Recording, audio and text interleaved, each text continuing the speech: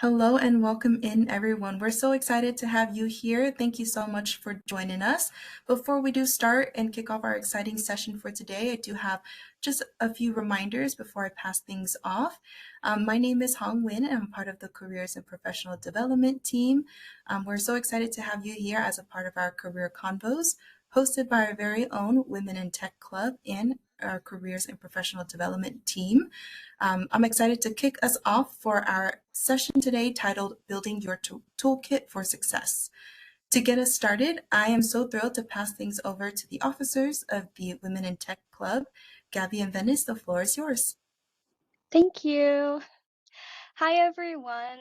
Once again, welcome to Women in Tech Building Your Toolkit for Success session. My name is Gabby. I'm an officer in the Women in Tech Club, and we also have another person from us, from the club, Venice, the president. Before we dive right into the session, I was wondering what degree are you guys getting from WGU? Currently, I'm getting my bachelor's in IT. Same bachelor's in IT as well, specifically information. Cybersecurity, software engineering. I've seen a lot of people with the cybersecurity. Cloud computing, data analytics, accounting, data analytics, IT, computer science. Ooh, we got a variety. Computer science graduated in November. Oh, congratulations! Network engineering, security, master's information and technology. Ooh, wow. I thought about getting a master's.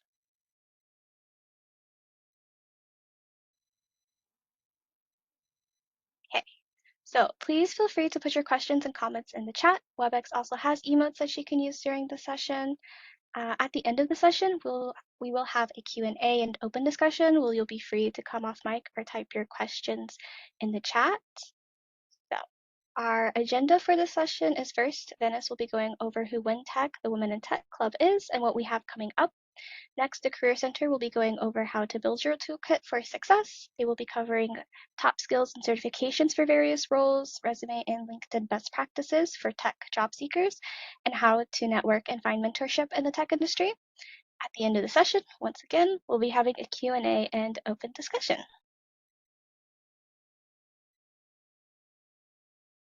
Hello, everyone.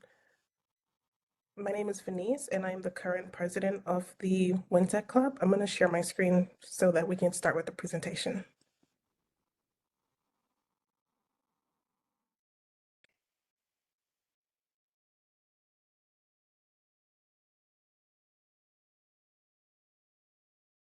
Can everyone see my screen?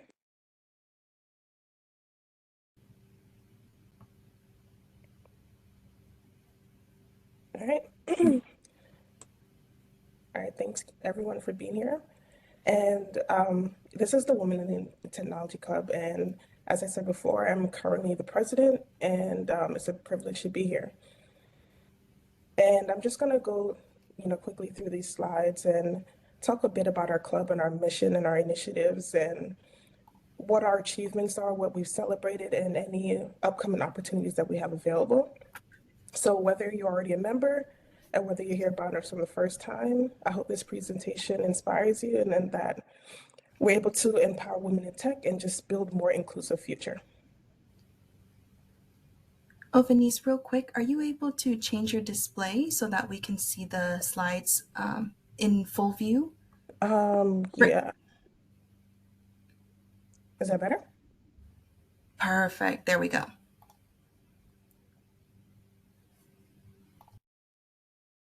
All right. So who we are. Excuse me.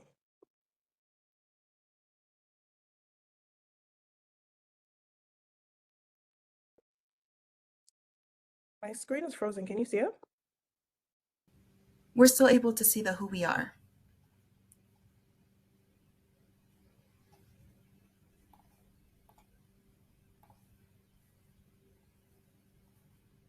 One second. Sorry about that.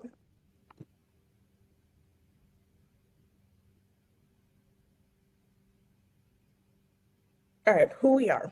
So the WinTech Club was started by students, and this is initiative we started in 2019, and we wanted to be able to bridge any of the gap that we saw within the tech community, especially since we've realized that a lot of the tech community is dominated by, male-led roles. And so we wanted to be able to make it more inclusive environment, be more empowering, be more open to the different positions that we could be led by, not just women, but everyone in general. And the tech club, although we are women in tech, just got to remember that we are inclusive. We do welcome any and everyone.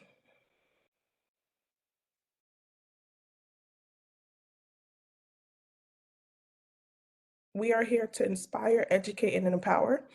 And we're able to make sure that we create a supportive community. There are so many things that we have currently going on. We have our career, and we have all these women that are in alumni positions, and they are already further ahead in their career. They're in, you would see in WGU Connect, you'll find a lot of help there. You would find a lot of skill building and network and also mentorship. You find so many opportunities within this club, and you're able to meet people that are like-minded, people that are on the same career path, people that are either starting out just like you or already a couple of steps ahead of you or way beyond. And each and every step of the way, you will find people that can guide you to the correct path that you are looking for.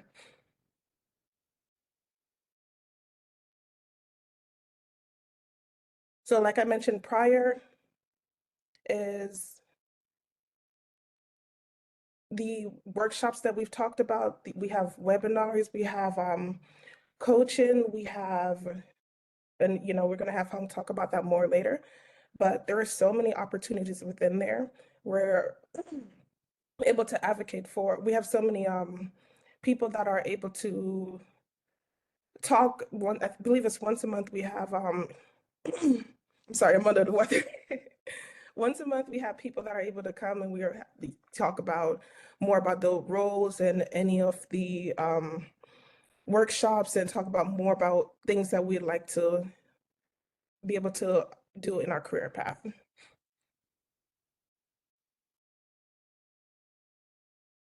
I found this saying very interesting. If you want to go fast, go alone. If you want to go together, if you want to go far, go together. And this is very reminiscent on who we are as women in tech, because we can go far, we can go fast. And if we go fast, we would be going alone. But if we work together, we realize we put all of our skills together and we empower each other, and we make sure that everyone, we're lifting each other up and bringing them together with us, we realize that we would be so much more than we are by ourselves. And here is the last slide. This ties into a little bit more about the career that Hung is going to talk about later, but these are free resources that you can use in order to build your skill set, in order to take yourself into the next career path. So I don't know if you've ever heard of Cisco, Forage, Let's Defend, Try Hack Me. These are great tools.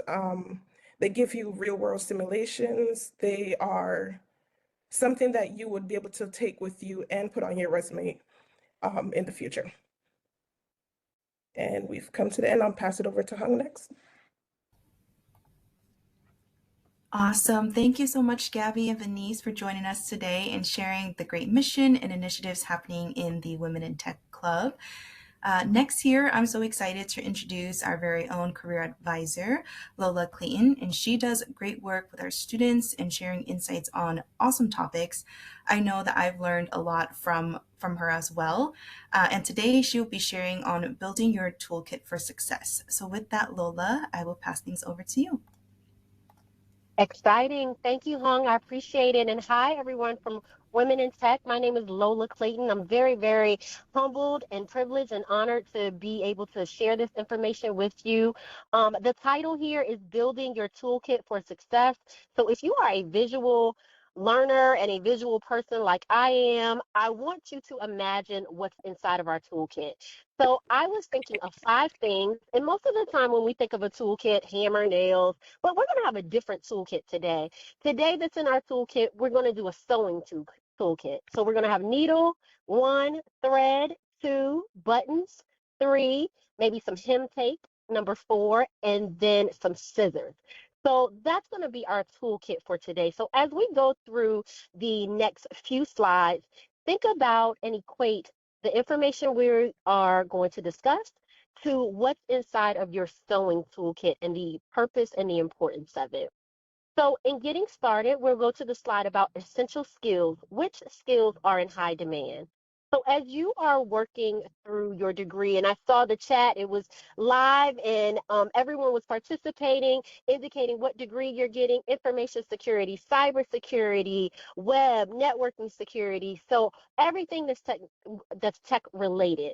But with your degree, along the way for each course, you are picking up some skills. Maybe these are skills that you already have. Maybe they are skills that were transferable from a different career that was non-tech. Maybe they are skills that you just currently possess from throughout your years of academics, including your college years. But these are going to be essential skills and, more importantly, high demand skills that are going to be needed as you approach your career. So as you think about it, and you're looking at our slide here, here are some skills that I would encourage you to have on your resume. So the first box is going to be a combination of hard skills and soft skills. So someone may say, well, what's a hard skill, Lola, and what's a soft skill? So your soft skills are going to be your natural skills: customer service, speaking skills, presentation. And then your hard skills are going to be a little bit more like software, any specific software that you're working with or you're learning. Python could be one of them. Any type of cybersecurity related skills. And forgive me if I don't know them all. I'm not a woman in tech, but I know a little bit of them when I see them. So Python is the main one that comes to mind. So that's going to be the difference between our hard and soft skills. So what employers are looking for now when you're building your resume and when you're crafting your resume and when you're looking at your toolkit, we're going to equate the essential skills to our needle, right? Because in order to even get a job, apply for a job, establish a career pathway, you got to have a needle and you got to have skills, which is really, really crucial and essential in a foundation. So looking at this, we can think about balancing priorities because you may have to do multiple tasks, multiple projects, adapting to changing conditions. Now, these would be more on the softer skill side. So when you're putting your skills in your resume, think about, how do you balance priorities? What does that look like for you? If you're an active student now or even a graduate, how did you take your classes? How did you balance your life with your courses versus working or even family life? So balancing the priority can be a skill not just necessarily taught, it could be instinctive, or it could be learned from one that you just did in your everyday operation. Statistical analysis. So for anyone that is in the data side of things, these skills are going to be helpful. Statistical, machine learning, data manipulation. Employers are really going to be looking for these type of keywords and phrases on your resume. More importantly, as we talk about these high demand skills, think about if you advance from submitting your application with your resume and an interview, what will you say? How will you describe how these skills are key and essential and how you would use them towards the position? If you are anyone that's in cybersecurity, some high demand skills could be security protocols, security assessments, risk assessments, anything that's ethical hacking, information security. How are you going to protect data? What will that look like? For anyone that's in web, and some of these skills may overlap depending on where you are in tech, but if web design or web development is currently the degree that you're seeking, what does your back end and front end, what does that look like? Can you differentiate the difference? How would you share that? Understanding databases, responsive design, what will that look like for you? And how will you explain that to an employer? So if these are skills that, again, you're learning either in the class right now or you're learning when you're doing your academic work, how will you be able to translate this and provide examples of how you are effective and how you can contribute these skills to a particular position? Additionally to that, researching, wireframing, prototyping are going to be helpful for my user interface or my user design, coordinating teams, managing timelines, and facilitating communication. Again, additional soft skills, but all very needed and essential and key to what it is that you're going to be doing in the tech world. So no matter where you are, no matter which degree that you are targeting, these are going to be skills that will be helpful for you. So when you're crafting your resume, make sure you have a few of these listed, whether they're hard or soft skills. When I was doing some research for this and looking at these skills, I looked to see what are the most common ones now. Now that it's 2024, 2025, within the last year or two, because again, sometimes these skills are transferable. Which ones are employers really looking at? And as you can see, what's at the top? AI, right? So AI is all over. If you have Alexa or if you're an Android user like me, I have Bixby on my phone, you may laugh, or maybe you have Siri, whatever the case may be, AI is going to be a top skill that employers are seeking. So when you think about putting AI or any type of artificial intelligence skills on your resume, the long-term goal is how will you explain your knowledge and showcase what type of information you're familiar with when it comes to AI. Your project management skills can overlap and cross over in our box number 1 that talks about coordinating teams, managing timelines, facilitating communication. All of those fall under that project management skill type and that project management umbrella. Think about automation. I saw a few degrees of those of you that were participating in the chat that said cloud security or cloud computing, so cloud management, theorizing and hypothesizing. So someone said, well, Lola, what is that? What's theorizing? What's your critical thinking skills? If this was your cause and effect, or this is the situation, how would you hypothesize an outcome? That's going to be essential because a lot of times in an interview, you may have a multi-interview. You may have an interview that comes with an assessment. You may have an interview that has behavioral questions. So how will you showcase your critical thinking for a effective or for a great outcome? Customer relationship management, so the CRM, any type of creative decision making, innovation. And so you see how the list goes on, even down to accountability. So who are you as a person and how will your accountability showcase in your work? So when you're putting together your resume, when you are looking through your toolkit and you need that needle to start sewing that button on, this is going to be your first foundation. Next slide. So let's talk about the resume. So now that we've captured what skills are needed and what skills are really going to be important, and more importantly, what the employers are looking for that are high in demand, how do we build our resume? Where can we find resources to create our resume? So the Career Professional Development team does offer a IT resume sample. Now, it is a general IT resume sample, but here are 3 that I selected that would be most beneficial for any of you that are considering building your resume, revising your resume, or even having multiple versions. So the general IT resume template, and it's simply a template and an outline, is going to be an opportunity for you to showcase your skills, any certifications, your academics, and your previous experience. The second resume that you see, resume title you see listed here, is multiple roles and same employer. So perhaps many of you, if you're acquiring your degree, you already work in a tech-related position, but you want to advance to something different. Maybe you want to be a supervisor or a leader. Maybe that's something you're targeting. Then that multiple roles, same employer's template is going to be helpful. Because sometimes when I've seen these resumes, you'll separate your entries or you'll put different entries. But when you use the multiple roles, different titles style, then that helps the employer or the recruiter to see, wow, look how you've advanced and elevated within the same company. Showcases your stability. It showcases how you've advanced your knowledge. So that's going to be a great resume example if that is your situation and circumstance. And then the other resume template that I thought would be helpful is micro-credential resume template. So this is for one, if you are participating in any internship or if you've done any type of volunteer work that's related to the tech field, you want to showcase that, because the ultimate goal is the skills that we looked at in the first slide. You want to put that on your resume in a place because they're high demand for the employer to be able to see that. So did you acquire any of those skills in a internship, or maybe doing some sort of experiential learning, any volunteer relationship? And this resume example is going to be helpful for you to do so and to showcase those skills. When you're also building your resume, 3 key essential things that you want to take a look at is building your profile, resume action verbs, and accomplishment statements.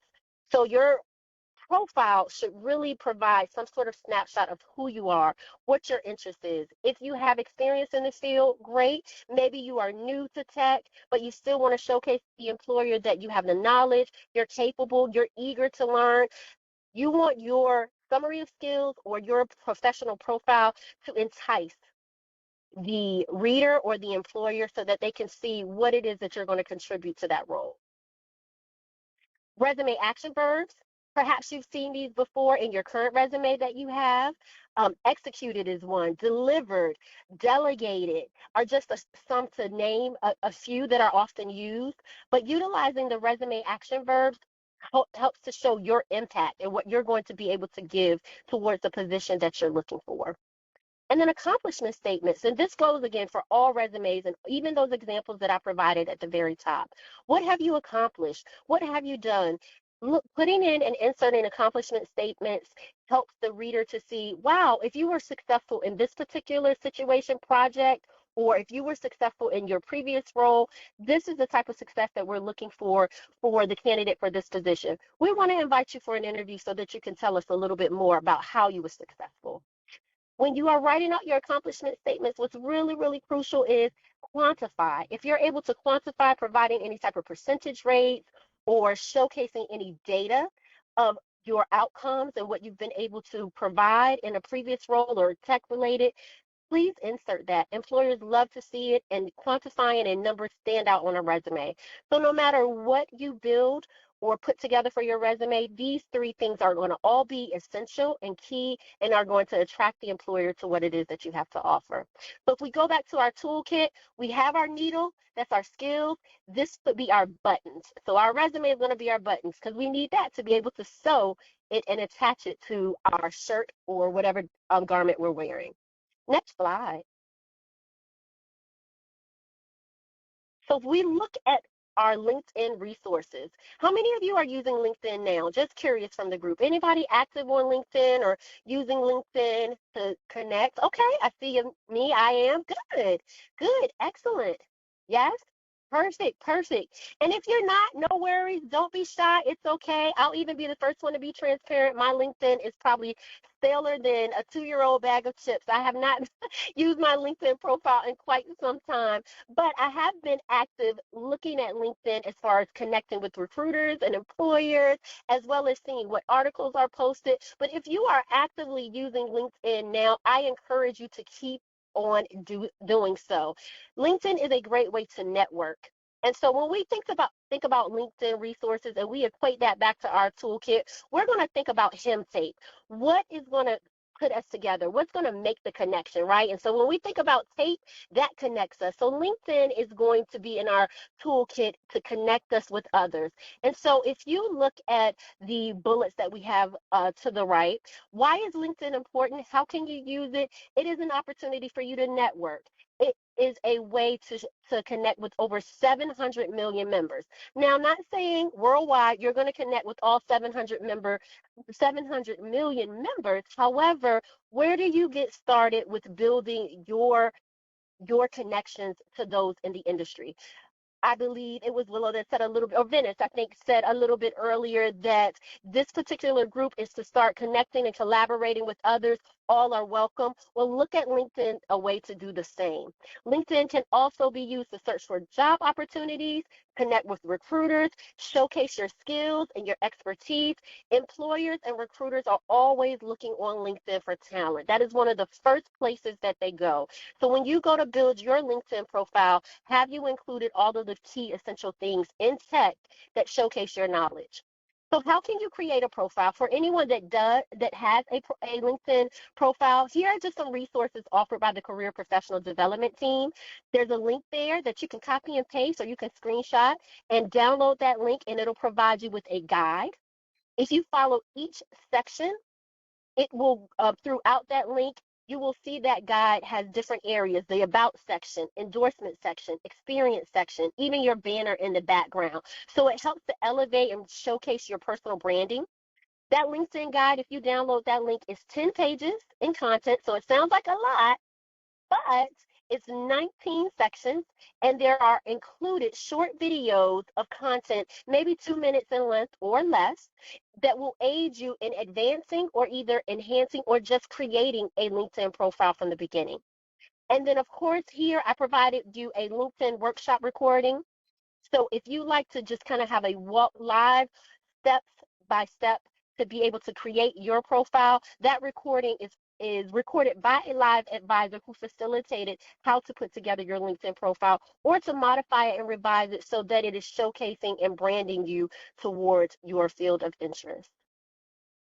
Next slide. So we talked a little bit about networking when we talked about LinkedIn.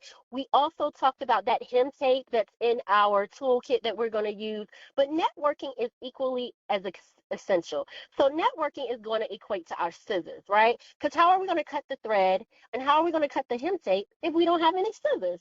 So networking is really going to be powerful for that. So you can use LinkedIn, as we saw in our previous slide, to begin our networking. You can use this a wonderful program that you have through Women in Tech. But the number one reason for networking is, as you see in the quote here, if there's one thing I've learned in life, it's the power of using your voice, that Michelle Obama said. So in order to network, you have to use your voice. You have to use your voice to get started, ask for what you want. So a few resources here to help support and elevate your networking. There is a resource called Ask a Grad. How many of you have ever heard of Ask a Grad before? Whether you're an alum or you're an active student. Anyone ever heard of Ask a Grad? Okay. Just doing a temperature check here to see how widespread. This is a new resource. So I see a few that haven't heard of Ask a Grad before. Yes, heard of it? Okay, perfect. Perfect. Good to know. Ask a Grad is a great way to connect with anyone that has already graduated. And again, for networking, that gives you a direct line to over 360,000 graduates. So I'm not going to do the math here, guys, but on our last slide, we had 700 million users for LinkedIn, 360,000 Ask a graduates of WGU that are available. That's a lot of people for us to have an opportunity to connect with, to build our brand, to ask questions about our career path, ask questions about employers, how to get started. So pick and choose which element will work best for you when you want to network. And so LinkedIn is great. Ask a Grad is great. There's also a networking toolkit that's available to you, and you can use this toolkit to identify any existing connections. So who's already in your group? Can you connect with someone that's already in Women in Tech? Do they have any expertise and advice about a different employer that maybe you're new or you're a career changer and you have minimal to limited skills that you can contribute, but you got a wealth of knowledge from your degree and or certifications? In your toolkit, are there any existing connections that you can connect with?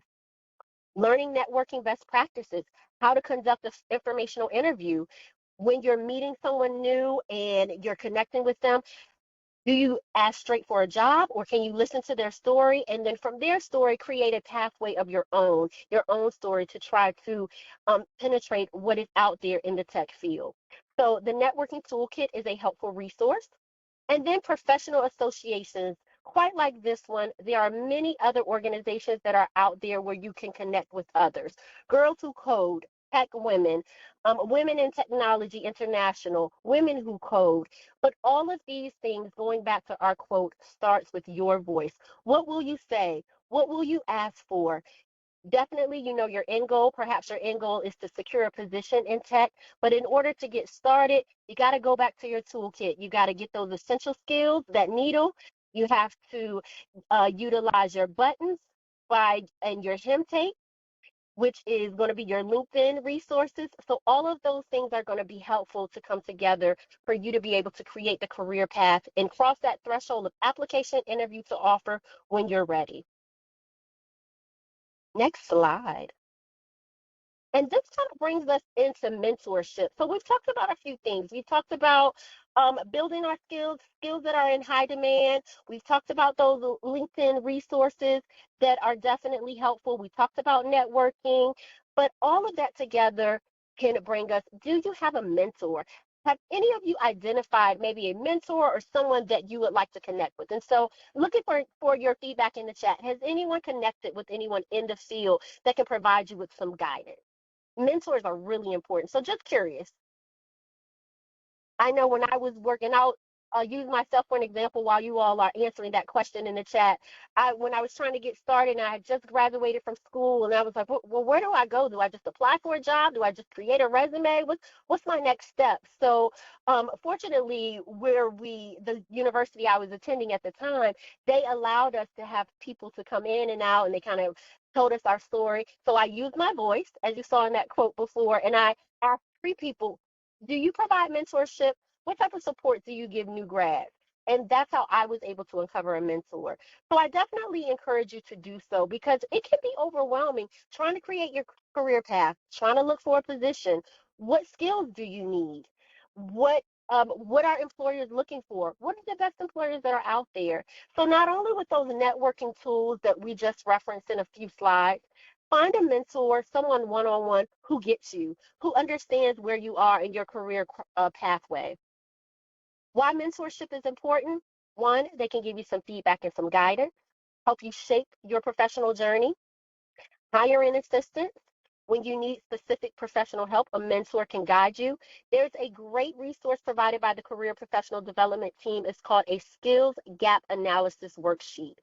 This worksheet is an activity for you to identify what skills do I currently possess versus what skills are employers asking for. So we talked a little bit about high demand skills, essential skills, but do you have them? Have you learned them? Will your future courses teach you those skills? Is it a way for you to be able to find them through a mentor, through volunteering, through an internship? So that skills gap analysis work resource is going to be helpful for you to understand your career goal and identify your skills, your qualifications, and then brainstorm on ways to fill gaps and opportunities. A mentor can also help give you new perspectives. So having a good, strong mentor can help provide you with unique ideas, different approaches, again, different employers, broadening your understanding. If maybe you're applying for a position and again, that position asks for you have to complete an assessment, or you have to do a working interview, or we need you to intern or provide us with a portfolio of your work before we'll hire you. A mentor can kind of help you what can be included in that information so you can be successful. And 9 times out of 10, a mentor is going to provide you the last one, professional knowledge. And this is really, really going to be helpful. So whether you're an active student now or you're an alumni, that professional knowledge and things that can help you elevate your career and grow is always going to be a revolving door. So the knowledge that you gain from a mentor can give you more information about the industry, insight, and help you understand development and different areas within the field. So let's reflect back to our toolkit while we conclude here. So we talked about our needle, which was our skills. We talked about our hem tape, which was our LinkedIn resources. We talked about our buttons, which was our resume and building our resume together. We talked about networking, which was our scissors. And then we talked about mentoring, which is our thread that's going to give us all the essential things that we need in order to move forward and advance in our career. I thank you all for listening. Han, I'll turn it back over to you. Thank you so much, Lola. That was great insight, a lot of great resources, and we'll make sure to send all of those helpful links out here once we get the recording. We'll send that out as well. So in this next slide here, you'll see ways to stay connected with the WinTech Club. We did add the link here for the Women in Tech. And then also our Careers and Professional Development team, we added the link there as well. Next up, we'll go ahead and open it up for any Q&A. You can go ahead and use the chat if you have any questions for our career advisor, Lola, or for the Women in Tech Club. Feel free to use the chat. And then, Gabby, I know you'll help kind of facilitate those questions. So I will turn it over to you as well. Thank you. Yeah, for the Q&A portion, yeah, you're free to come off mic or type your questions in the chat. So if you want to come off mic, just please raise your hand. And so is there any questions? How do I join the Women's Tech Club? I believe you can join through WGU Connect. Let me see.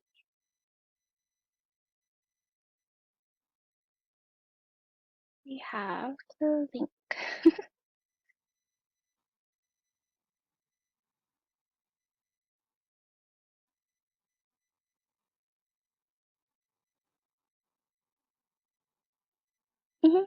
Yep.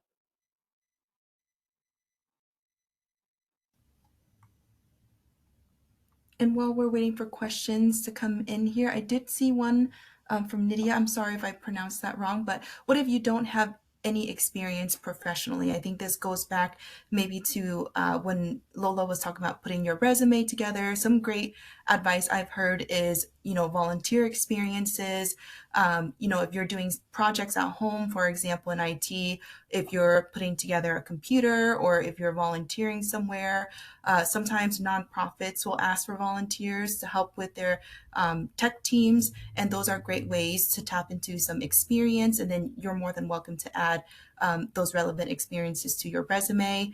And then our career advising team does a great job as well, and we'll share out the link if you would like to make an appointment with them. They also do drop-in appointments. We'll send that out.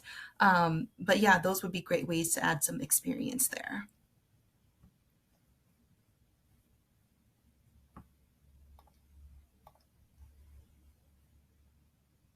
And if you do have a question later on, you can always send us an email and we'll make sure that either gets to Lola or the WinTech Club. But we'll just give it another minute here.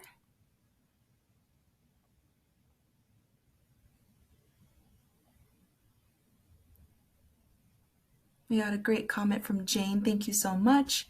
For those who feel at a disadvantage due to lack of tech skills, there's a free resource to learn more and earn badges and certs via IBM Skills Build. The IBM Career Department will consider those skills to bridge where they want you to be. That's fantastic. Thank you.